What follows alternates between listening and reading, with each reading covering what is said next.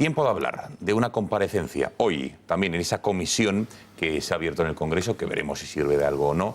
Desde luego, por lo que dijo ayer Rodrigo Rato, ha servido de muchísimo. Hoy, enseguida analizaremos lo que dijo Rato y la entrevista anoche en El Gato. Pero hoy, su sucesor, Pedro Solbes, perdón, no sé qué me pasa hoy con las S.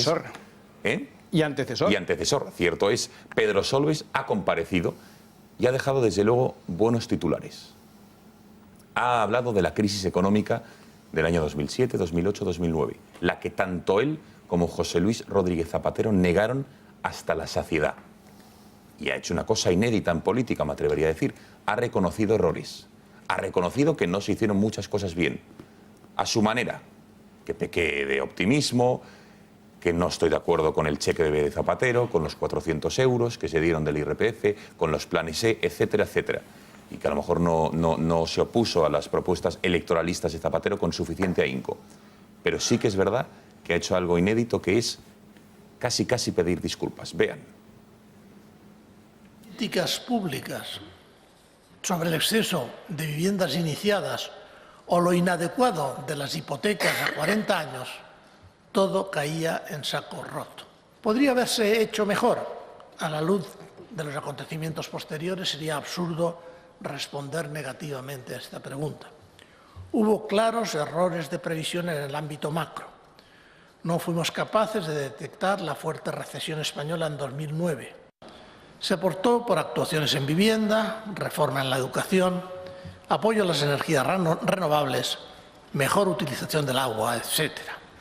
Las reformas laborales se dejaron, en mi opinión, excesivamente en manos de los agentes sociales. Era una idea que a mí me pareció ni esa ni la del cheque bebé me gustaron nunca. Nunca.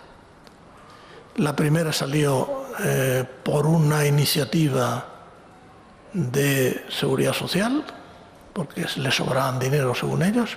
Y en cuanto a los 400 euros, fue una decisión de campaña electoral en que por un contexto político en el que se produce, pues al final hay que aceptarla, difícil, pero nunca he estado de acuerdo con los 400 euros. Es verdad que yo hubiera preferido reservar esos recursos por si la crisis se complicaba. Debíamos haber sido más valientes en entrar en el tema de la gobernanza de las cajas. No sé si hubiera sido posible. También ha disparado, no solo contra Zapatero, asegurando, y abro comillas, que no se produjo un comportamiento, digamos, racional de empresarios y banqueros en su endeudamiento, acusado a bancos, con aquello de conceder, ¿no?, con el grifo abierto, hipotecas a 40 años, etcétera, etcétera. Diego Sánchez de la Cruz, buenas noches. Buenas noches, feliz año. Igualmente, ¿qué tal te ha ido las vacaciones? Cortas, ¿no? Han sido cortas. Tengo entendido que cortas. Correcto. ¿Las has disfrutado por lo menos? No he podido, han sido muy cortas. Ah, vale, muy bien. Tan cortas que ni hablamos de ellas. Bueno, yo que me alegro. Tú que seguiste y que has hecho informes, reportajes sobre lo que fue la gestión de la crisis que hizo tanto Zapatero como su ministro Solbes del año 7 al 9-10, ¿qué te ha parecido escuchar hoy al exministro y decir lo que ha dicho? Bueno, si repasamos lo que ha sido la trayectoria de Solbes, la verdad es que en cuanto dejó el gobierno empezó a desmarcarse de lo que él mismo había estado firmando viernes tras viernes en los consejos de ministros. Entonces, lo de hoy es básicamente el consolidar una línea moderadamente crítica con lo que fue su propia gestión. Pero claro, no deja de ser paradójico. No deja de ser paradójico porque este es el mismo ministro de Economía que no tomó ninguna medida en los años 2006 y 2007, cuando se deja de reducir el paro en España, y es evidente que vamos hacia un periodo de desaceleración. No toma ninguna medida en 2007-2008, cuando estalla la crisis en Estados Unidos, y desde prácticamente el minuto cero se empieza a constatar que España es uno de los países más afectados en su sistema financiero. No toma ninguna decisión tampoco en relación a la destrucción de empleo. La primera reforma laboral, además muy mediocre e innecesaria y sin resultado alguno, llega 3 años después, y en definitiva además se despilfarra un superávit presupuestario que heredó el gobierno de Zapatero, el gobierno Aznar, y que se había mantenido en esos años, primero porque estaban las cuentas bien, después por los ingresos cebados de la burbuja, y sin embargo eso se dilapidó en ese tipo de iniciativas como a las que ahora critica Solbes, los del cheque bebé, etcétera.